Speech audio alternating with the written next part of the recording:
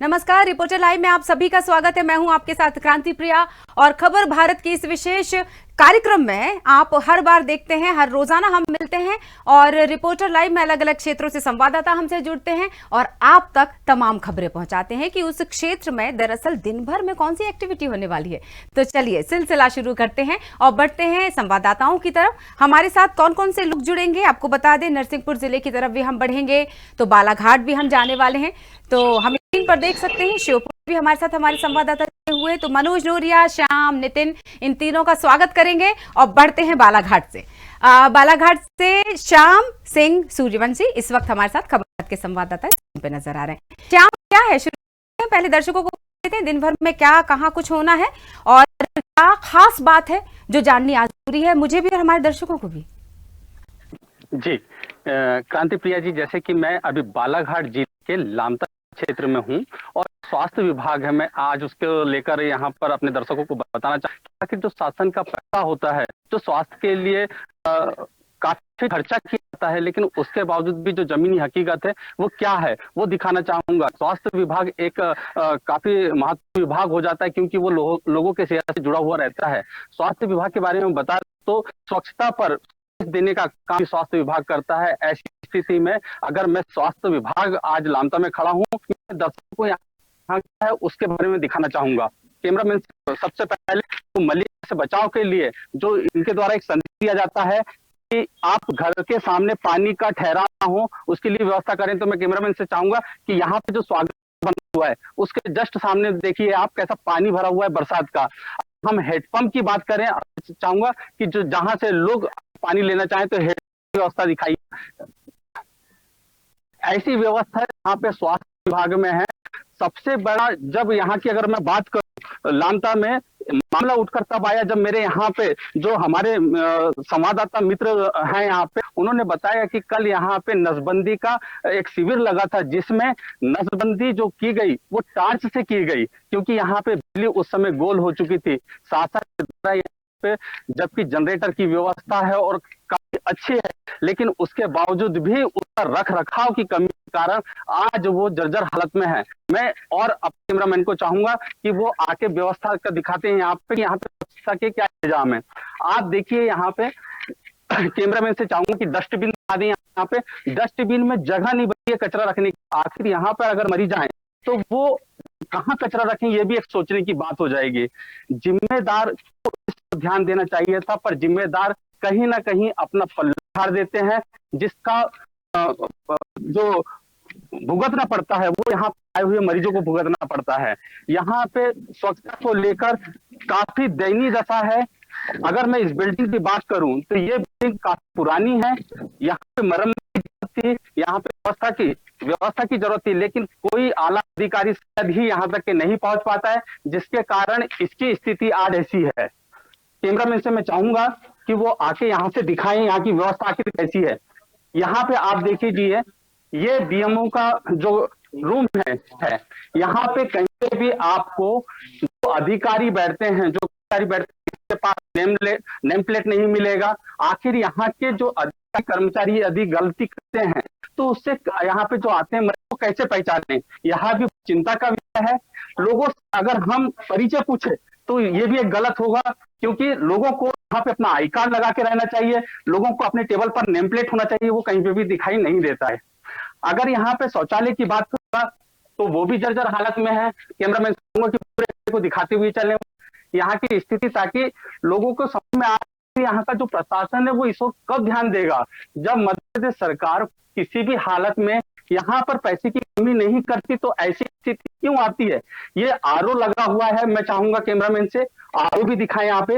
ये देखिए यहाँ पे अगर इसका पानी गिरेगा तो कहाँ फैलेगा, क्या ये सारी चीजें सोचना किसकी जिम्मेदारी बनती है।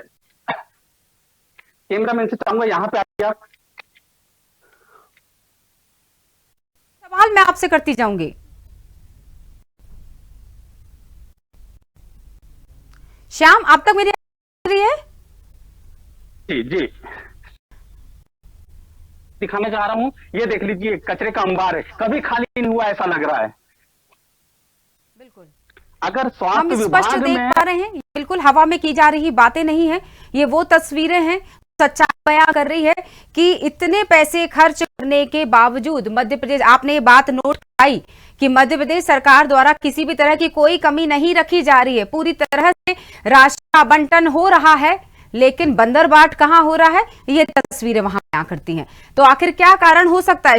हमने कल ही इसका जिक्र किया था रिपोर्टर लाइव में, हमने इसी कार्यक्रम में, कि चुनाव के समय किस तरह से वादे किए गए थे, कहा था शिक्षा, स्वास्थ्य, और अगर हम तमाम उन सुविधाओं की बात करें जिन मूलभूत सुविधाओं से गुजरते हैं, दो चार होते हैं लोग, और इतने बड़े बड़े वादों के साथ जो चुनकर आए, आखिर धाक की बात। ये देखिए, अंधेरे में कार्य कर रहे हैं। अभी यहाँ पे अगर बिजली चले जाती है तो लोग ऐसे ही अंधेरे में काम करते हैं। और कल की भी बात बता दूं कि यहाँ पे जो नसबंदी हुई 32 महिलाओं का नसबंदी हुआ, एक पुरुष का हुआ, महिलाओं में जागरूकता देखी गई, लेकिन क्या यहाँ का प्रशासन जो है वो जागरूक हुआ क्या? ये भी बड़ी बात है यहाँ पे।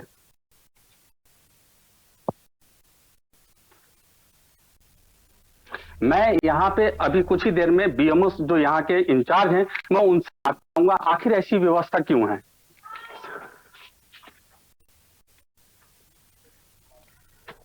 क्रांति प्रिया जी, ये तस्वीर बता रहा हूँ, ये सिर्फ लामता की नहीं है। अगर ऐसी तस्वीर हम बालाघाट मुख्यालय से आसपास की दूरी पर जाएं तो यहाँ पे ऐसा दिख जाएगा। मैं चाहूंगा कि हम उस आपसे बात करते हैं।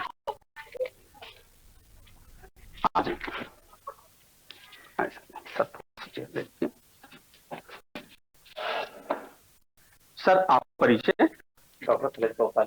सर, मैं चाहूंगा थोड़ा जोर से बोलें ताकि आवाज स्पष्ट जा सके। हमारे जो दर्शक हैं वो आपको सुनना चाहेंगे कि आखिर ऐसी व्यवस्था क्यों है। मेरा नाम सुलेख गोपाल है। यहाँ पे अभी जस्ट ज्वाइन किया जी। तो जो यहाँ की व्यवस्था है मैं समझ रहा हूँ, इतने सारे प्रोग्राम चल रहे हैं कि एक साल आप इतनी सारी व्यवस्था बढ़ाई है कवर नहीं कर सकते। तो जो अव्यवस्थाएं हो रही है उसको भी सुधारने की कोशिश की। सर, आपके पहले यहाँ पे इंचार्ज कौन थे? मेरे पहले यहाँ पे डॉक्टर वरुण थे इंचार्ज। तो वो कहाँ पे हैं अभी? वो भी जी। अगर ये मैं बात करूं कि यहाँ पे जो व्यवस्था होनी चाहिए थी वो व्यवस्था यहाँ पे दिखाई नहीं दे रही, क्या कमी है आखिर? सर, अब मुझे तो चीजें समझने में थोड़ा टाइम लगेगा, अभी कमी है उसको स्टडी कर रहा हूँ कि क्या इश्यू है करके। अब मुझे 7 दिन तो ही ज्वाइन किया है, तो मुझे समझ में आएगा नहीं क्या। ऊपर से इतना बड़ा फील्ड है अपना, ऑलमोस्ट 100 किलोमीटर का फील्ड है जी लेके खटका तक, जी। तो वो भी देखना पड़ता है। नहीं, यहाँ पे जो प्रभाव है, अभी आपने बोला कि 15 दिन हो चुके हैं, 15 दिन में भी काफी चीजें दिखाई देती है, जो कमियां हैं वो दिखाई दी होगी आपको भी। तो आप इसको सुधार के लिए अब क्या प्रयास कर रहे हैं? अब प्रयास तो हो रहे हैं, अब अपनी समय प्रयास कर रहा है ना। तो सीएम के सबसे तो ऊपर से कलेक्टर साहब से बात हुई है इन चीजों के लिए, बोले की जो चीजों की कमी है वो आपको प्रोवाइड करवा दी जाए, है ना। तो इसके लिए कुछ लेटर भी दिया जाए तो कुछ कमी लगे लाइट वगैरह का इश्यू था। सर, कल अगर यहाँ पे जो शिविर रखा गया था, नसबंदी शिविर का, उसमें ऑपरेशन के दौरान लाइट चले गई, वहां पे रोशनी की कोई भी इंतजाम नहीं थे, कहाँ चूक हो गई फिर? सोलर चल रहा है ना, और साथ में इलेक्ट्रिसिटी चल रहा है। अब मौसम ऐसा है कि जिसमें लाइट सोलर के प्रॉपर बैटरी चार्ज नहीं हो पा रही है, तो गवर्नमेंट जो सुविधाएं दी है उसके हिसाब से जो चल रही चीजें वो चल रही है। अब वो एकदम चीजें ऐसी हो गई। अगर मैं सफाई की बात करूं सर, ये सोलर का ठीक है कि यहाँ पे सफाई, लेकिन जब 15 दिन पहले आए होंगे तब भी यहाँ पे डस्टबिन फुल दिखा होगा, सारा कचरा बाहर है, खाली नहीं हो पा रहे हैं। ये खाली तो हो रही है, देखो पेशेंट लोड बढ़ रहा है, तो डेली तो भी हो ही रही है, इसके कारण थोड़ा सा हो रहा है। बाकी अभी आप इसका ज्यादा डस्टबिन, अभी पेशेंट आ गए ना, अब इसका लेट आ गए, सुबह से पेशेंट आ जाते हैं यहाँ पे, जो पेशेंट लोड के कारण जो है यहाँ पे व्यवस्था में कहीं कमी है या नहीं है, मैं ये जानना चाहूंगा आपसे। चीजों को मैं समझ रहा हूँ कितनी कमी है मेरे हिसाब से जाए तो आपके हिसाब से ही मैं जानना चाहता हूँ कि यहाँ पे व्यवस्था में कमी है या नहीं है, ये जानना चाहता हूँ मैं। कमी तो हो रही है ना, होता भी वो नहीं है। श्याम, आप तक मेरी आवाज पहुंचनी जरूरी है, मुझे कुछ सवाल रखने हैं। आ रही आवाज आपको? इनसे पूछे जिला शिक्षा अधिकारी ने कब विजिट किया था आखिर? सर, जिला शिक्षा अधिकारी ने यहाँ पर आखिरी बार कब विजिट किया था? जिला शिक्षा अधिकारी यहाँ विजिट करके क्या मतलब? शिक्षा अधिकारी यहाँ विजिट कर? नहीं, जिला स्वास्थ्य अधिकारी, सॉरी। सर जी सर, पहले आए थे। मैं बात करती हूँ, बिल्कुल इसका मतलब इनको ये चीज अच्छी तरह पता है कि कहाँ जिला शिक्षा अधिकारी का विजिट होना चाहिए, कहाँ जिला स्वास्थ्य का। तो अगर बड़े पद पर बैठा हुआ व्यक्ति, सुन रहे हैं श्याम आप मुझे? अच्छा, ब्लॉक मेडिकल ऑफिसर साहब से सीधे बात करेंगे, जिन्हें हम बीएमओ कहते हैं। क्रांति प्रिया जी, मैं थोड़ा बाहर निकल रहा हूँ और ये आपसे बात करेंगे। हेलो, जल्दी हेलो। नमस्कार सर। आवाज नहीं आ रही। क्रांति बात कर रही हूँ स्टूडियो से, आप मेरी आवाज सुन पा रहे हैं? अभी बात कर रहे थे हम संवाददाता से, अब स्टूडियो से हम आपसे बात करना चाहेंगे। कुछ सवाल है जो मैं आपकी बात सुन रही थी, तो मुझे ये समझ में आ रहा था कि ये सवाल आपसे सीधे किए जाने बेहद जरूरी है। बिल्कुल आपने सही बात पकड़ी कि कहाँ जिला शिक्षा अधिकारी का विजिट होता है और कहाँ जिला स्वास्थ्य अधिकारी का। कब आए थे आखिरी बार जिला स्वास्थ्य अधिकारी ये जानने कि आप इतनी असुविधाओं से खुद भी बैठे हुए हैं और इतनी असुविधाएं वहां जनता भी झेल रही है? सुविधा तो है मैडम, है ना, थोड़ी सी। जिला जो अपने स्वास्थ्य अधिकारी 10 दिन पहले विजिट करके गए हैं, सर से मैंने रिक्वेस्ट कर दी कि सर आपने को जो सुविधाएं नहीं मिल रही है पेशेंट को, वो सुधार दी जाएगी। इस विषय में कलेक्टर सर से भी बात हुई है, तो आपको जो चीजें नहीं है, व्यवस्थाएं नहीं है, उस पर संज्ञान लिया जाएगा करके। बिल्कुल, संज्ञान इसलिए लिया जाना भी जरूरी है कि अस्पताल में इंसान के लिए आता है और बीमार पड़ने के लिए नहीं। बहुत सारे सवाल हैं, क्योंकि हमारे पास संक्षिप्त समय होता है, इसलिए आखिरी सवाल, और शायद ये कहेंगे कि सुझाव भी के साथ आपको दे देती हूँ, बहुत जरूरी है। आप दारोमदार है सभी के स्वास्थ्य का, और स्वास्थ्य अगर यहाँ पर अस्पताल में लोग पहुंचते हैं और यहाँ पर ही उनके स्वास्थ्य के साथ खिलवाड़ किया जाएगा, तो आप सोच लीजिए आप कि घर से निकलकर बीमार व्यक्ति शायद मरने के लिए अस्पताल आता है, ये तो सोचा भी नहीं होगा उसने। तो जिस तरह से हम कचरे का अंबार लगा हुआ देख सकते हैं, वाटर कूलर है लेकिन वहां व्यवस्थाएं नहीं देख सकते, इक्का दुक्का हमें नजर भी आए वहां पर स्वास्थ्य कर्मी, लेकिन वो सतर्क और अलर्ट जिसको हम बोलते हैं, वो मुझे कहीं नजर नहीं आई। आपके सवालों, हमने जो सवाल आपसे उनके जवाबों से भी हम पूरी तरह से असंतुष्ट हैं, ये बात कही जाएगी। क्योंकि अगर आप जागरूक हैं, सतर्क हैं, तो आपको इस बात को आगे उठाना ही चाहिए। बहुत बहुत शुक्रिया श्याम, यही धन्यवाद करेंगे आपको भी। बहुत बहुत महत्वपूर्ण मुद्दा आपने उठाया और इन सवालों का जवाब हम देना चाहेंगे अगली बार फॉलोअप के साथ, और ये बिल्कुल संतुष्ट होना चाहेंगे कि शायद अगली बार जो असुविधा भी हम देख रहे थे उनसे हम दूर किया जा सके। हम आगे बढ़ेंगे, हमारे साथ कुछ और रिपोर्टर्स हैं, नितिन के पास हम चलना चाहेंगे, क्योंकि श्योपुर महत्वपूर्ण जगह है जहां 17 तारीख को जमघट लगने वाला है। 17 तारीख को श्योपुर ही शोर छाया रहेगा मध्य प्रदेश में। आखिर मध्य प्रदेश चीतों की सौगात जो दे रहा है। बहुत बहुत स्वागत है नितिन। नरेंद्र मोदी जी, प्रधानमंत्री जी आ रहे हैं श्योपुर में, तो तैयारियां बहुत जोरों शोरों से हो रही है, किस तरह की व्यवस्थाएं हैं, इसी सवाल से शुरू करते हैं। जी बिल्कुल, बताना चाहूंगा, पूरे भारत देश के साथ साथ मध्य प्रदेश श्योपुर जिले में 7 सितंबर 2000 की प्रधानमंत्री नरेंद्र मोदी जी का जन्मदिवस है। इस दौरान प्रधानमंत्री नरेंद्र मोदी जी श्योपुर आएंगे। बहुत खास लोगों को इंतजार, पहले बातचीत किया करते थे कि खास हमारी इस धरती पर, श्योपुर की धरती पर देश के प्रधानमंत्री यहाँ पहुंचे, परंतु वो सपना लोगों का साकार होता नजर आ रहा है। देखते हैं 17 सितंबर को प्रधानमंत्री नरेंद्र मोदी जी का दिवस है। उन्होंने कूनो पालपुर सेंचुरी यानी कि कूनो नेशनल पार्क में यहाँ पर वो आने वाले हैं। साउथ अफ्रीका और नामीबिया से जो चील आने वाले हैं, 8 चीतों, जिसके अंदर 5 तो मादाएं हैं, 3 नर हैं। यहाँ कूनो नेशनल पार्क में एक क्वारंटाइन बाड़ा बनाया गया है, उसके अंदर शिफ्ट करेंगे। कहीं ना कहीं हम लोग देख सकते हैं श्योपुर जिला एक ट्राइबल क्षेत्र के नाम से जाना जाता है। श्योपुर में मैं आपसे पूछ ली जाऊंगी नितिन, सारे सवाल हैं अभी श्योपुर, क्योंकि बहुत महत्वपूर्ण विजिट वहां पर, बहुत महत्वपूर्ण दिन है मध्य प्रदेश के लिए। तो इस तरह आम लोगों को व्यवस्थाएं की गई हैं बैठने की, प्रशासन की क्या वहां व्यवस्था है? बिल्कुल, बताना चाहेंगे, श्योपुर से 40 किलोमीटर दूर कराहल तहसील है, जहाँ प्रधानमंत्री मोदी स्व सहायता समूह की 70,000 से ज्यादा स्व सहायता समूह की महिला के साथ डायरेक्ट 1-to-1 चर्चा करेंगे, संवाद करेंगे और एक आम सभा संबोधित करेंगे। आपको बता, सुरक्षा व्यवस्था की गई है। लगातार उस पंडाल के अंदर 1.5 लाख से ज्यादा कुर्सियां लगाई गई हैं, जहां पर देख सकते हैं 3000 से ज्यादा पूरे प्रदेश से बस लगाई गई हैं, जो जगह स्व सहायता समूह की महिलाओं को इस सभा के अंदर लेकर के आएंगी।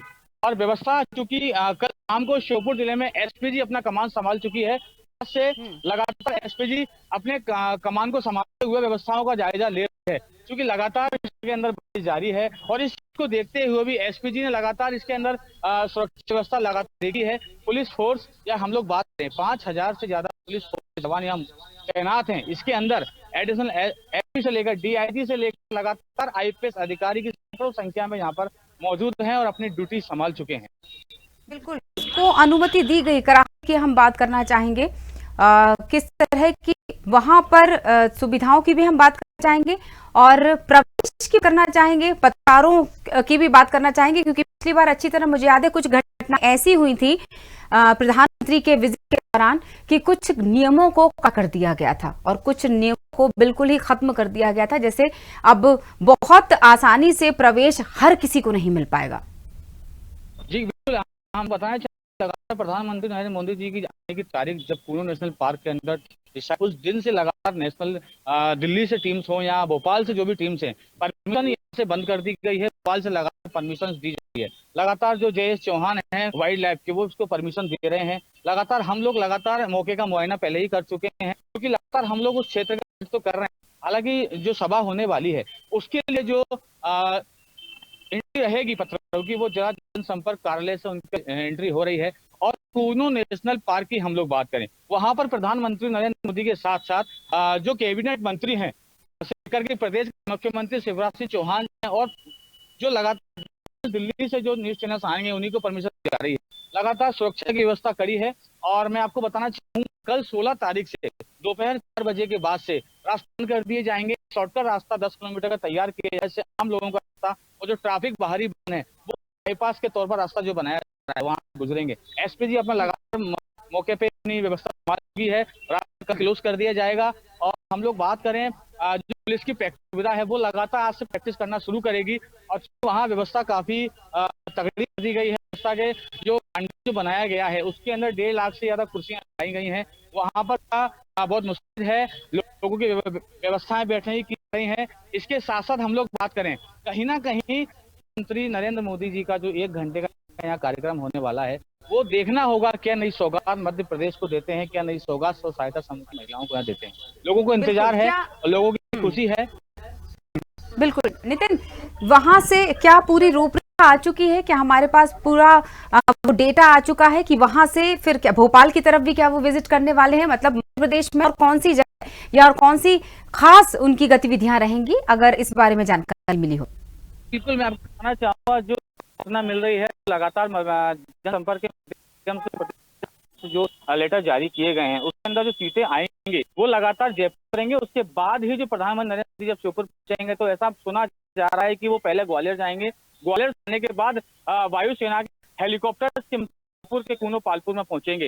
हेलीकॉप्टर्स जो रहेंगे वो उनके विमान के रहेंगे, सिक्योरिटी के रहेंगे। उसके बाद एक हेलीकॉप्टर में नरेंद्र मोदी रहेंगे। यहाँ पर कूनो नेशनल पार्क के अंदर 5-6 हेलीपैड बनाए हुए हैं जिसमें प्रधान मोदी के रहेंगे, हेलीपैड रहेंगे, हेलीकॉप्टर रहेंगे। उसके बाद सुरक्षा गार्ड के हेलीकॉप्टर्स हैं।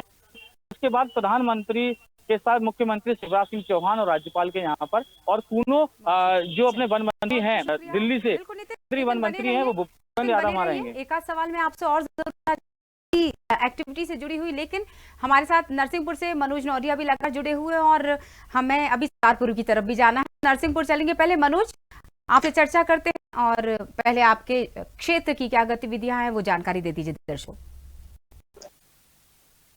जी, मैं बताना चाहूंगा दर्शकों की कि नरसिंहपुर अंतर्गत करेली जो तहसील है वहां पर एक रामबाड़ है। रामबाड़ में प्रशासन जो वहां पर जो है वो रामनाथ सोनी जो है और उनके जो परिवार उन्होंने दिया था या जो भी विवाद चल रहा है तो पर अभी तो उस पर अधिकार है वो है मुकेश जैन जो है उनका, अशोक जैन जो है उनका उस पर वो अधिकार है। वहां पर 50-60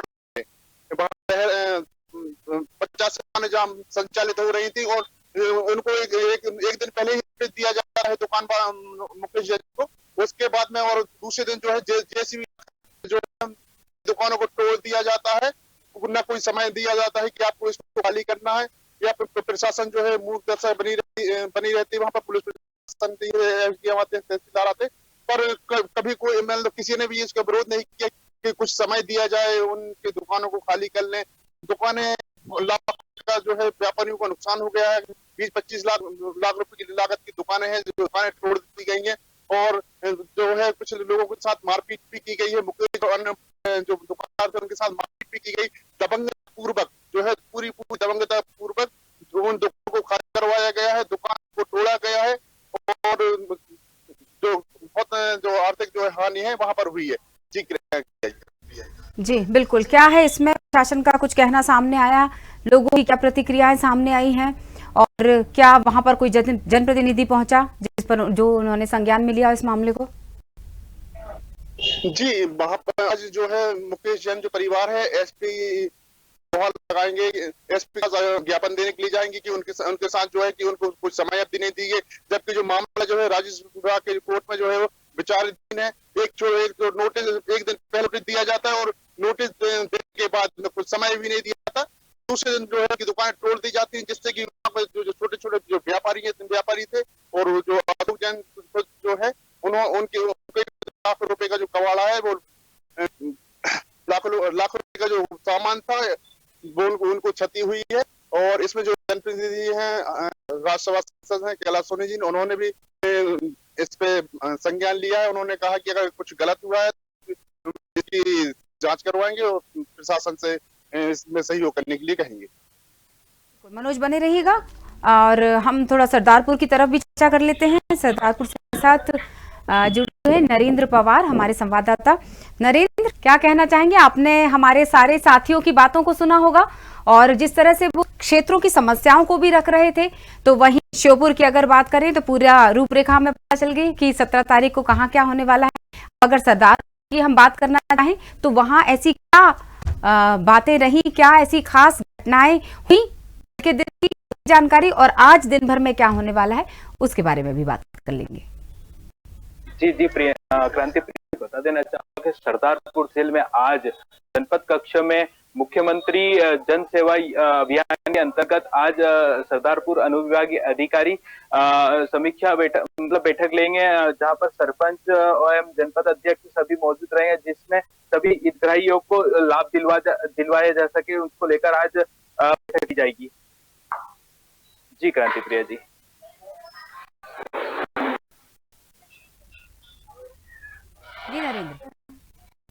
जी आज और पानी की अगर बात की जाए तो यहाँ पर मौसम की अगर बात की जाए तो मौसम यहाँ पर आज पूरी तरह से खुल चुका है। 24 घंटों में लगातार बारिश से काली कराई बांध हुआ है या माही बांध हुआ, वहां पर जल स्तर लगातार बढ़ा है। जल स्तर डैम में काफी अभी 1.35 खाली है और वहीं अगर काली कराई बांध की अगर बात की जाए तो 2 मीटर 30 मीटर खाली है। अगर तालाब सिंचाई विभाग के तालाबों की अगर बात की जाए तो तालाब यहाँ पर 62 तालाब सिंचाई विभाग द्वारा बनाए गए हैं, वहीं पर 20 तालाब वह भी भरा चुके हैं। जी क्रांति प्रिया जी। बिल्कुल, तो क्या शासन ने पानी, चूंकि बहुत कीमती है जल, तो उसकी व्यवस्थाएं भी प्रशासन द्वारा समय की जाती हैं, तो क्या संचार की अगर मैं बात करना चाहूं तो क्या किया गया है? जी अगर बात की जाए तो तीनों तहसीलों को मिलाकर 40 हेक्टेयर जमीन सिंचित होगी इससे पानी से। जी किसानों की प्रतिक्रिया पर भी बात कर लेते, क्योंकि बारिश के का जब जिक्र करेंगे तो भी परेशान होता है और परेशान अन्नदाता भी होता है। जी, किसानों की अगर बात की जाए तो किसानों के चेहरे खिल चुके हैं, क्योंकि अभी क्षेत्र में 2 दिनों से लगातार बारिश से फसल की अच्छी मानी जा रही है। साथ ही किसानों की अगर बात की जाए तो सोयाबीन की फसल जो कि अभी जहां पर दाने जिनमें पूरा की है वो पूरी तरह से फली बनकर तैयार हो चुकी है पानी के चलते। हर बार जब चर्चा करते हैं नरेंद्र, और सभी सुन रहे होंगे हमारे संवाददाता, ये सवाल मुझे लगता है मैं मनोज आपसे कर लेती हूँ कि जब भी प्रतिक्रियाओं की हम बात करते हैं तो सबसे पहले मुख्य रूप से हम समस्याओं को सामने रखते हैं ताकि दर्शकों को बता सके कि किस क्षेत्र में कितनी ज्यादा जन समस्याएं सामने रही हैं। अगर मैं सुखद पहलुओं की बात करूं, मनोज आपसे जरूर पूछना चाहूंगी, क्योंकि आपसे थोड़ी बातचीत कम हुई तुलनात्मक रूप से बाकी संवाददाताओं से, तो मनोज अगर सुखद खबर की मैं बात करूं तो आपके क्षेत्र में सबसे अच्छा रहा? अगर मैं बताऊं कि किसानों के लिए इस जो नरसिंहपुर में जो अभी जो बारिश हुई है, बारिश से जो है सोयाबीन की फसल है लगभग 10 सालों से जो है वो खराब हो रही थी। एक पीला मोजी जो बीमारी होती थी, वो बीमारी के कारण जो है सोयाबीन की जो फसल है वो नहीं हो पाती। पर इस बार जो है बारिश हुई, बारिश के चलते जो है सोयाबीन की जो फसल है वो काफी अच्छी हुई है और 10 साल बाद जो ये जो फसल है ये बहुत अच्छी हुई है। ये किसानों के लिए बहुत बड़ी और बहुत सुखद खबर है। जी बहुत शुक्रिया मनोज। और आप चारों मेरी बात को अगर सुन रहे हैं स्क्रीन पर, हमारे दर्शक देख रहे हैं, बालाघाट श्याम को, नरेंद्र को, नितिन को, मनोज को, आप सभी को बता दें और उन संवाददाता भी बताना सुन ले वो कि दर्शकों को बहुत प्यार मिल रहा है रिपोर्टर लाइव इस प्रोग्राम का। आपके धैर्य की सभी सराहना करते हैं, लगातार आप बने रहते हैं अपने क्षेत्र की खबर देने के लिए। कई बहुत देर तक आप जब खड़े रहते हैं फील्ड पर तो वो मेहनत दिखाई देती है, वो जानकारी जब आप देते हैं तो वो संतुष्टि दिखाई देती है और वो संतुष्टि ही दरअसल सराहना का कारण बढ़ती। तो बहुत बहुत शुक्रिया आप सभी का जुड़ने के लिए। फिर मुलाकात होगी रिपोर्टर लाइव में और दर्शकों को बताना चाहें तमाम क्षेत्र की जानकारी देने के लिए हम लगातार जुड़ते हैं रिपोर्टर्स लाइव से। फिलहाल के लिए इतना ही, बने रहिए खबर भारत के साथ। नमस्कार।